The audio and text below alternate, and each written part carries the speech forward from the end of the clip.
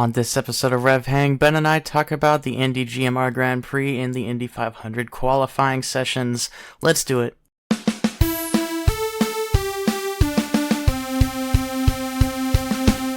Hello everybody, and welcome back to RevHang. I'm Nathan, and alongside me across the airwaves is my good friend and co-host, Ben Bagley. How you doing, Ben?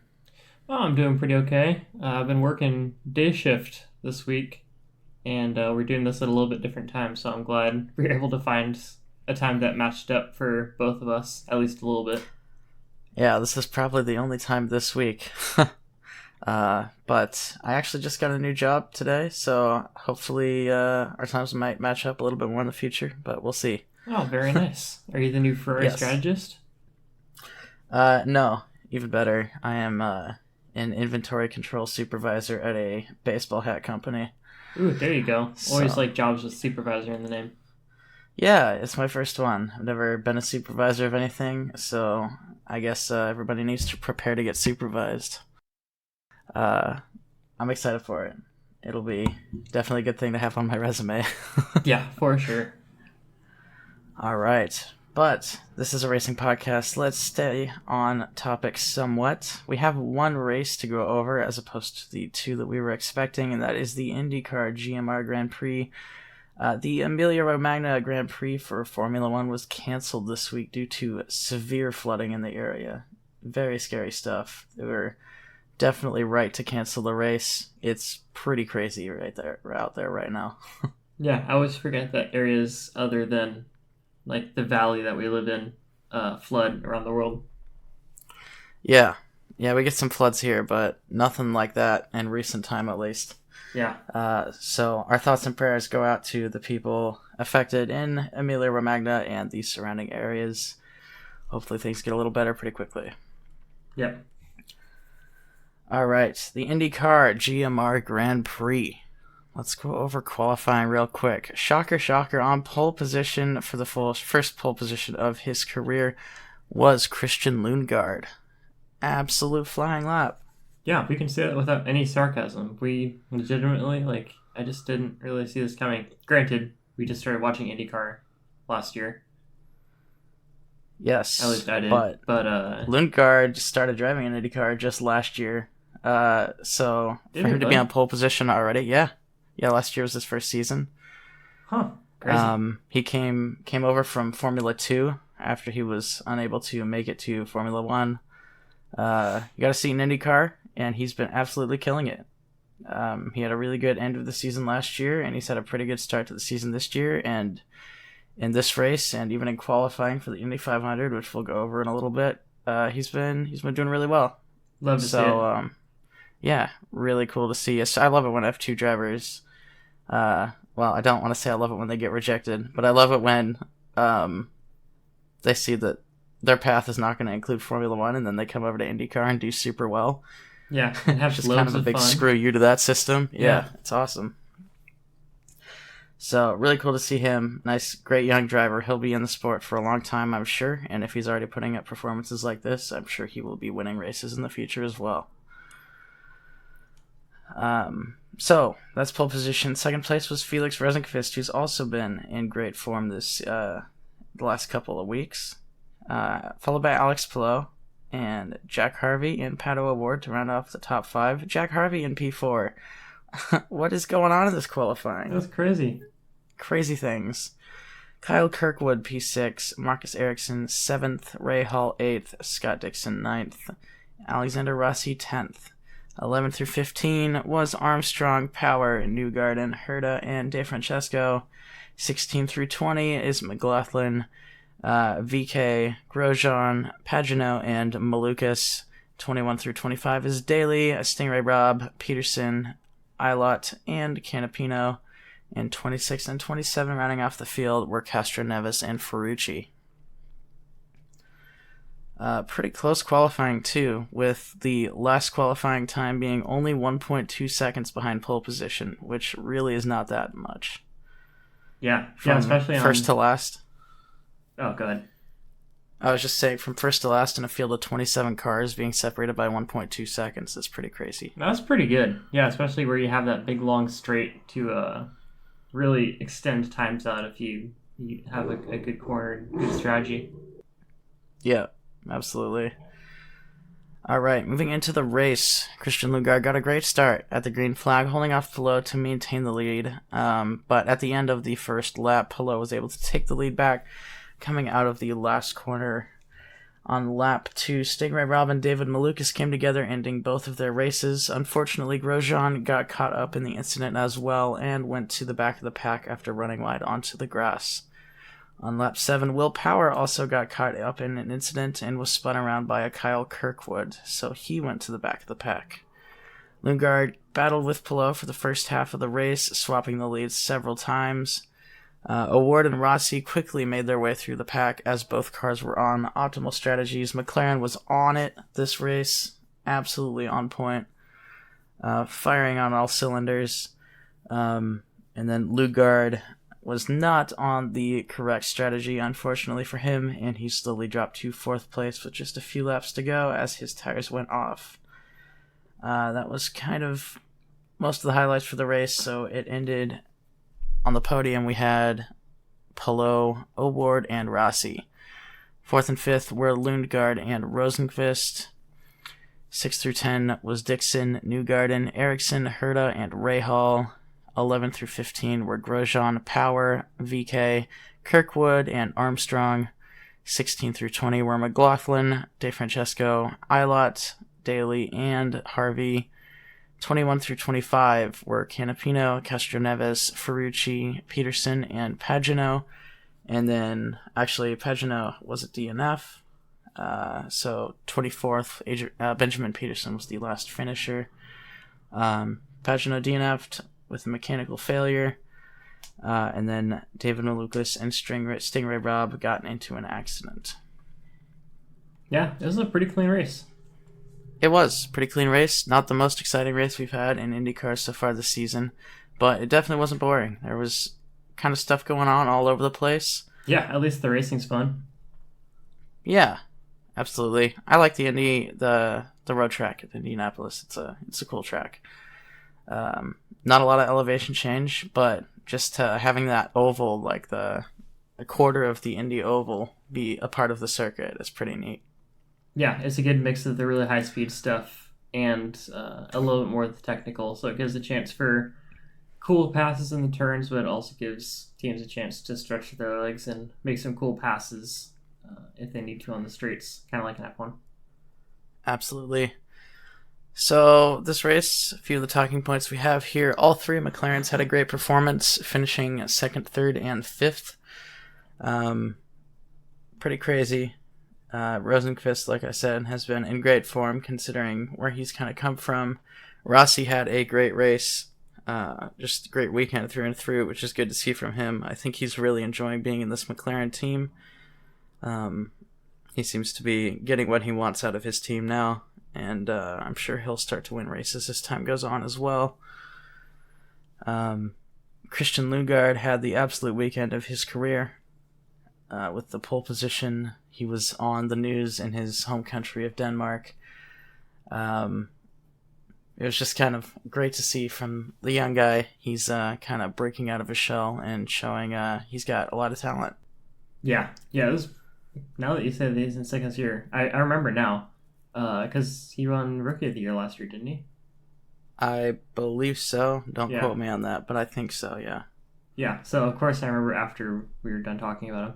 But yeah, super cool to see him doing so well so early, and that it's also not just a one-off. Yeah, absolutely. He's been kind of top 10 most of the time, it seems like. Even when he gets bad qualifying, he moves up. So, good to see from him. I'm sure he'll be a name to watch in the future years. Yeah, another name that I was watching that I noticed didn't do so well was Grosjean, all the way down to 11th.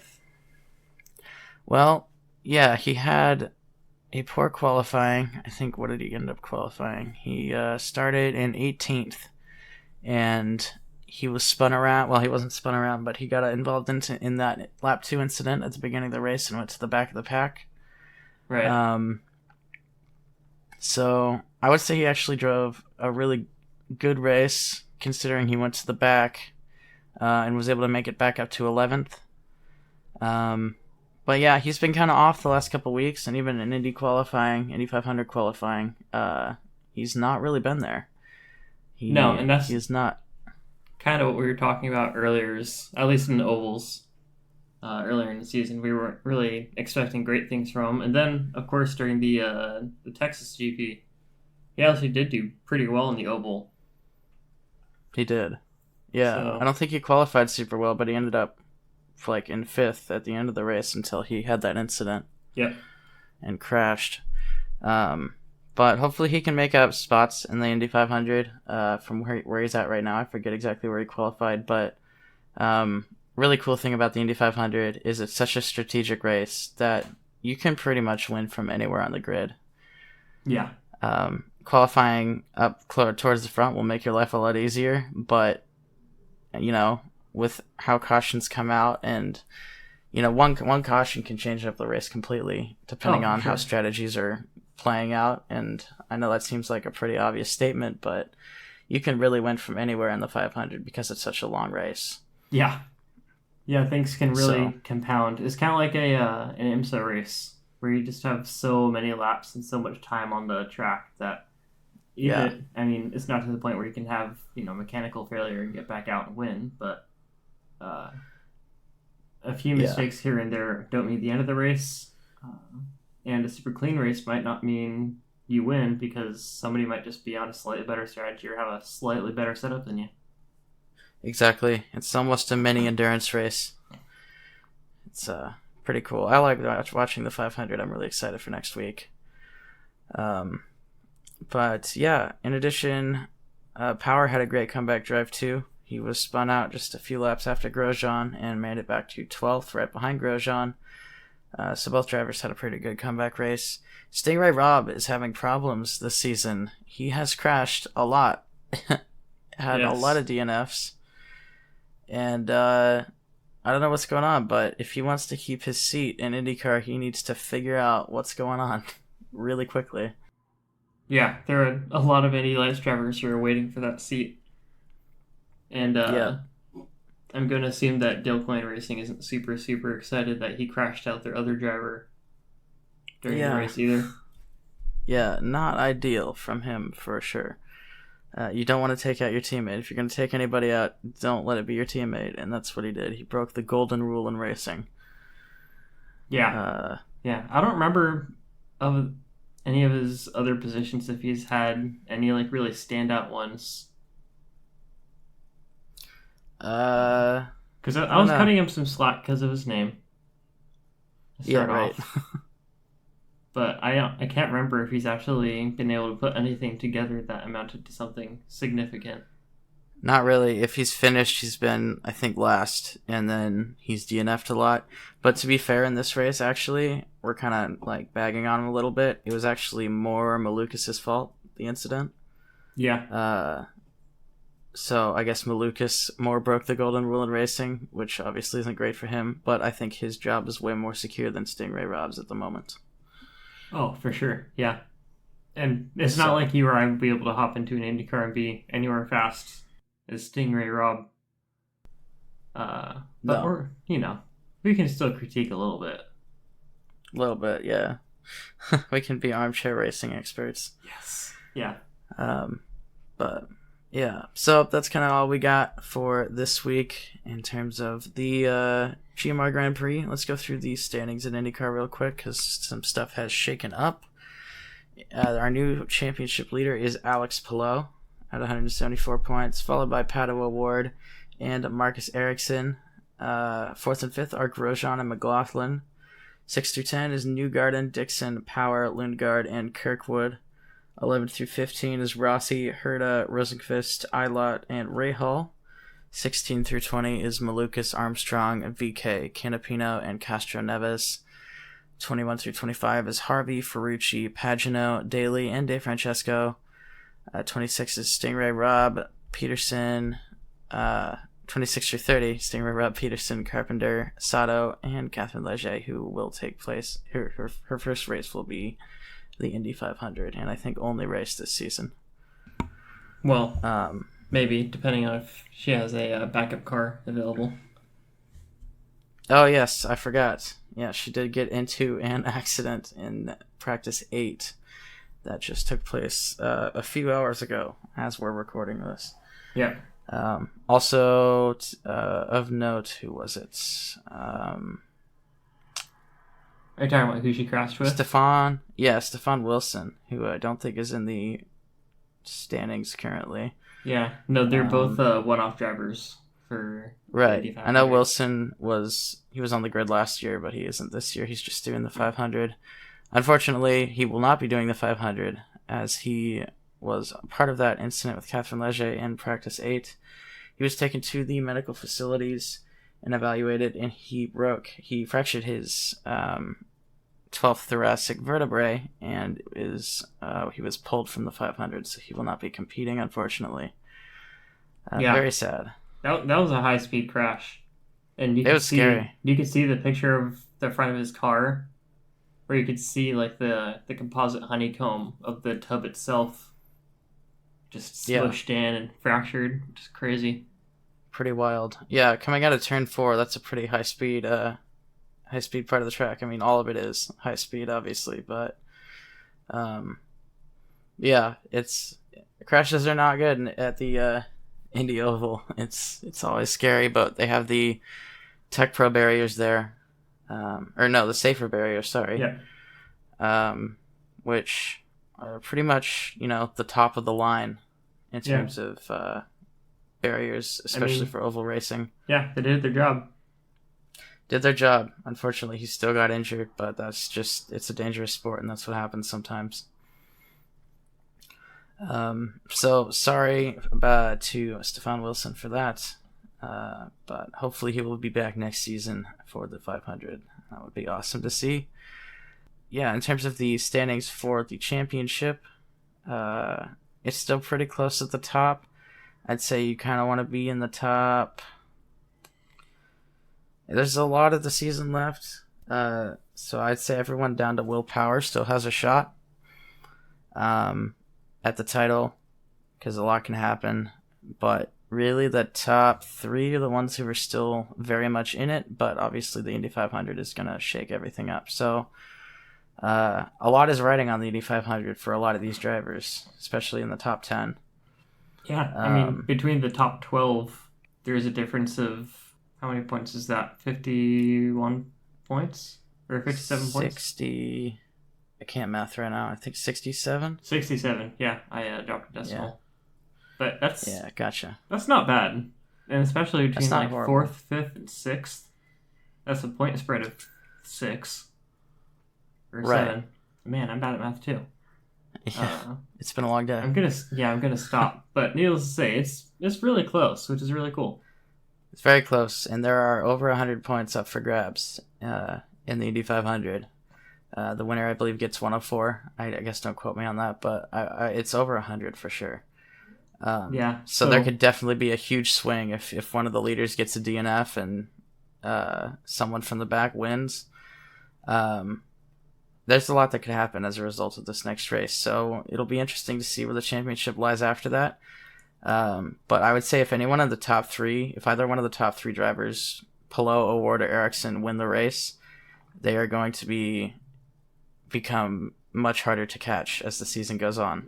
Yeah, which is really cool because they were close, but they weren't in the conversation towards the end of last year for winning. It was pretty much between Newgarden and Power.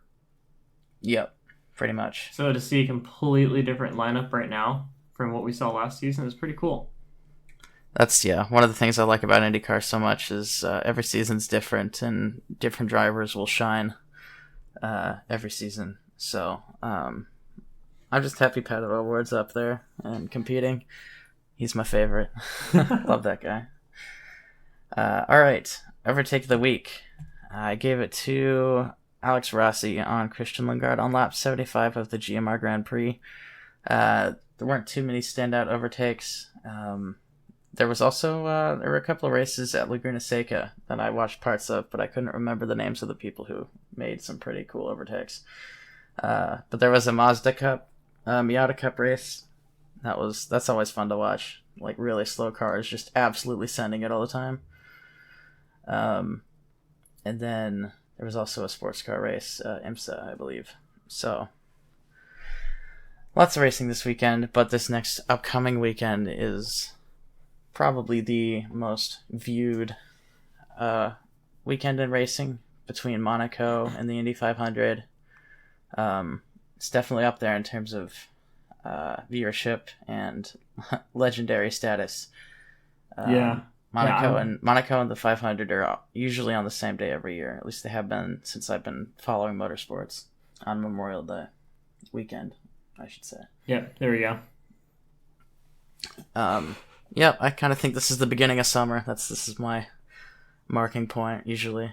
Yeah, I went on my first long bike ride this past weekend, so it is officially summertime. Nice. Yeah, It's been very hot. Would you say you're more excited for the Indy 500 or Monaco? I'm more excited for the 500, I'd say. Yeah, me too. It seems like more is riding on it. Monaco's gonna be Monaco like it always is. Yeah. As much as I hate to say it, Monaco's a lot of fun to watch, especially qualifying. But Monaco's a great time to catch up on some Z's if you need to. You and I have been doing that a lot recently during races. Yeah. We need to get off these street tracks. We need to get onto some real circuits. I saw a thing on Instagram this week that since Imola was canceled, 5 of the first 6 races this season have been street circuits. Yeah, I feel that. So we've got Spain, Catalonia, Barcelona coming up after Monaco, and I am very much looking forward to that because they changed the layout, so they got rid of the chicane. I'm hoping that seems to be a trend over the past couple of years, is getting rid of all the chicanes. Yeah, I don't know. Hopefully it makes the racing a little better. I know everybody hates that chicane. Yeah. So we'll see what happens. It's basically just the MotoGP track now that they're driving on. So we'll see how that goes. I'm very, very excited for that. But that is a couple weeks away. We've got Monaco to look forward to. We'll talk about our predictions for that in a moment. But for now, let's go through qualifying for the Indy 500. On pole position with an average speed of 234.2 miles per hour. 217, I gotta be exact because it was so close. It was so close. On pole position was Alex Palou, 234.217. And if you don't know how qualifying works in the 500, they take an average of your fastest 4 laps on any given run. You get, of your 4 laps, you get 4 laps per run, and they average your speed throughout those 4 laps, and that is your not time, but that's your speed. And then the fastest speed gets pole position. It's kind of weird because it is essentially timed, but I mean, because of its average speed, the time also correlates. So speed is a function of time. Yeah, weird math things. But they do it by speed in the 500, unlike anywhere else. Second place with a shocking performance, absolutely great performance from Rinus VeeKay, going 234.211 miles per hour. Great to see him up there. You never see him in the top 3, so it's you used to win races. It's been a couple of years. Yeah. Good to see him at the top again. Yeah, the difference in speed was 0.003 of a second. Yeah. Pretty wild. All right. Third place was finishing row 1 was Felix Rosenqvist with a speed of 234.114 miles per hour. So the first row were all in the 234s. They were the only ones in the 234s, and they were separated by about 1/10 of a mile per hour on average across the top 3, which is wild. That's pretty nuts. So let's go to row 2. In 4th place was Santino Ferrucci, a guy you never see at the front. Big shakeups, like we say. Absolutely. Good to see him doing well on the oval. His speed was 233.798. Pato O'Ward is 5th, 233.158. Scott Dixon 6th, 233.151. Very close between O'Ward and Dixon. And then lots of low 233s, high 232s going down for the rest of the pack. 7 was Alexander Rossi, 8 Takuma Sato, 9 Tony Kanaan. Row 4, Marcus Ericsson, Benjamin Peterson, and Will Power in 10th, 11th, 12th. Benjamin Peterson, I think he set the fastest time for a rookie at the Indy 500, didn't he? I believe so, yeah. I think I saw something about that. Good for him. Also, one thing to note is Alex Pillow's pole position speed is the fastest in Indy 500 history. Yes. And I think the gap is the shortest between him and Rinus VeeKay in terms of speed in history. Yeah, I think so. But the speed record was approached several times by Felix Rosenqvist throughout the weekend. That man was absolutely flying. There were several stages of qualifying, and I think Rosenqvist won the first 2. Unfortunately, he did not get pole position in the third and final, which is the one that mattered the most for him. But he's still top 3, first row. He'll be on the outside. I'm sure he can still make some good stuff happen from there. Row 5 was Ed Carpenter, Scott McLaughlin, and Kyle Kirkwood. I believe this will be Ed Carpenter's last 500. I think I read that somewhere. This is also Tony Kanaan, his last 500. He's starting 9th. He's had a really good weekend. He hasn't been on the grid this year. He hasn't been on the grid for non 500 races in quite a few years, but he's been doing the 500 recently. But this will be his last season doing that. Row 6 is Connor Daly, Joseph Newgarden, and Ryan Hunter-Reay. Hunter-Reay back on the grid after a couple of years out, I believe. Row 7 is Grosjean, Castro Neves, and Herta.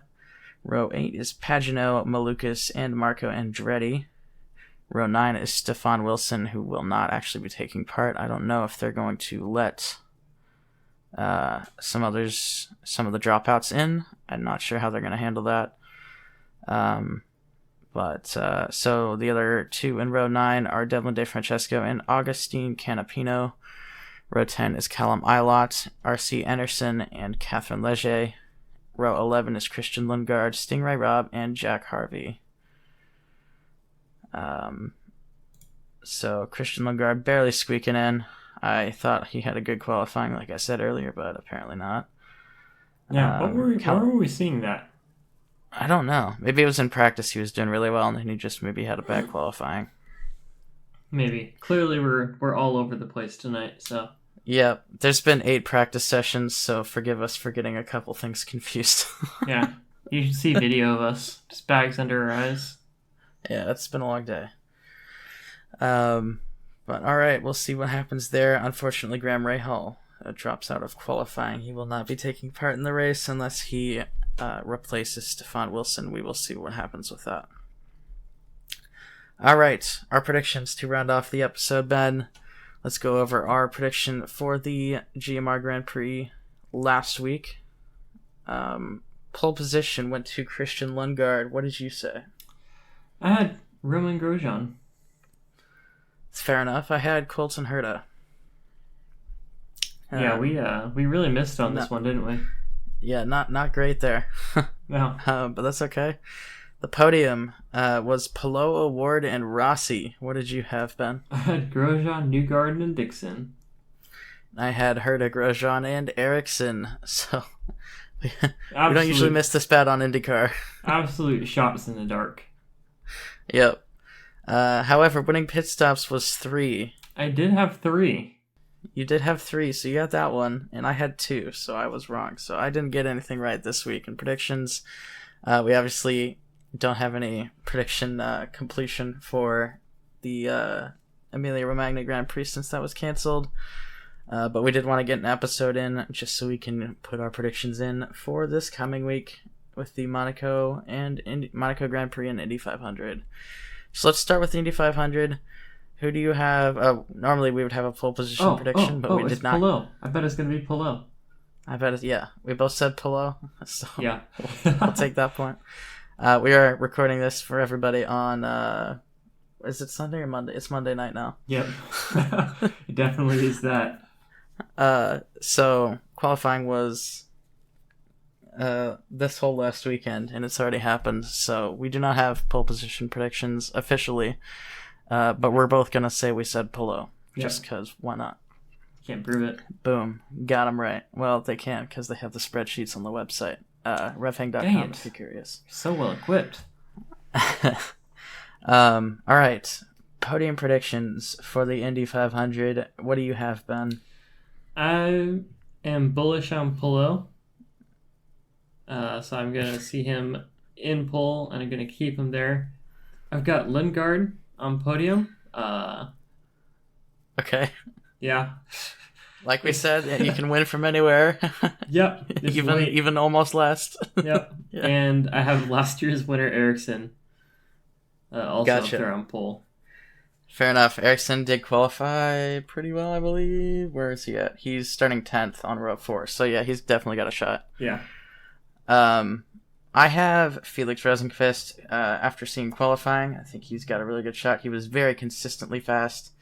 I've also got Marcus Ericsson, last year's winner, because he was also very fast throughout all of practice. He just, I guess, didn't have the greatest of qualifyings. And then I have Tony Kanaan, kind of a dark horse, but he was very quick this week, considering he's just now getting back into the IndyCar. He's with McLaren, very solid team right now. So Tony Kanaan is who I have as my third place. He's got tons of experience running 500s, so I would not be surprised if he was up there. Winning pit stops. What did you put, Ben? 6. That's my shot in the dark. Yeah, my shot in the dark is 7. So we'll see. We'll get it's probably better gonna be at like this 14 in a few years. Yeah. Yeah, we'll see. All right, moving on to the Formula One Monaco Grand Prix. Tell me your top 5 predictions, Ben. It's not super exciting, but I've got Perez, Verstappen, Sainz, Alonso, and Leclerc in the top 5, and my dark horse is Stroll. Okay. I have Alonso, Perez, Verstappen, Leclerc, and Hamilton in my top 5, with my dark horses Ocon. The reason being, I have Alonso ahead of the 2 Red Bulls because Aston Martin has said their strength tends to be in the lower speed corners, and Red Bull says their strength is in the high speed corners. So I think if Alonso's going to win one, now's his shot. We'll see. But Perez is the king of the street circuits. That's why I have him ahead of Verstappen in second. And then Leclerc, Hamilton, who knows? Leclerc will not be on the podium because of the Monaco curse. Yep. And Hamilton will be top 5 because Hamilton things. Consistency is key. Right. Fastest lap. What's your prediction, Ben? I've got Verstappen for that. Okay, I have Perez. And then driver of the day. I have Perez. And I have Alonso. Okay. So that kind of rounds off the predictions for this coming week. I'm very excited for this weekend. Definitely one of the greatest weekends in racing every year. Very much looking forward to it. It's going to be a long day. The greatest spectacle in racing. Absolutely. That is the Indy 500. All right, Ben, do you have any words of wisdom for us this wonderful week? Yes. Always use protection. I realized this more than ever when riding my motorcycle last weekend. I thought it was going to be, a nice, 200, 250 mile ride from the city to the coast, dirt roads, a little bit of highway, lots of scenery, stuff like that. Ended up being 400 miles going from essentially Portland to almost Astoria, which is the western tip of Oregon. I went to some fish and chips shack with a whole bunch of other riders. I had no idea where I was going. I was just kind of following along as part of an adventure riding event put on by one of the shops in Portland. And I was really glad that I thought ahead and I brought, adequate wind protection, adequate cold protection. We had some guys go down who were riding around on the gravel roads, and I bet they're glad they're wearing helmets and all kitted out with their coats and such and CE armor. So yeah, my words of wisdom are always wear the appropriate amount of protection when you're riding, not just for crashing, but for the elements as well. Perfect. Thank you, Ben. It's always important to use protection. Thank you, everybody, so much for listening. If you enjoyed this episode, leave a like or a rating on the platform you listened on. It really helps us out. If you want to see updated standings for IndyCar and F1 or a calendar of upcoming races from all sorts of different series, check out our website, RevHang.com. If you have a question about racing or about us, hit us up on Twitter using hashtag RevHangPodcast, and we may feature your question on the next show. You can follow Ben on Instagram at BenjiMeetsWorld and myself at 2N_squared. We'll be back in a week to talk about the Formula One Monaco Grand Prix and the Indy 500, the greatest spectacle in racing. But until then, I have been Nathan. And I've been Ben. Thanks for hanging out, guys. Go to sleep now. Yes.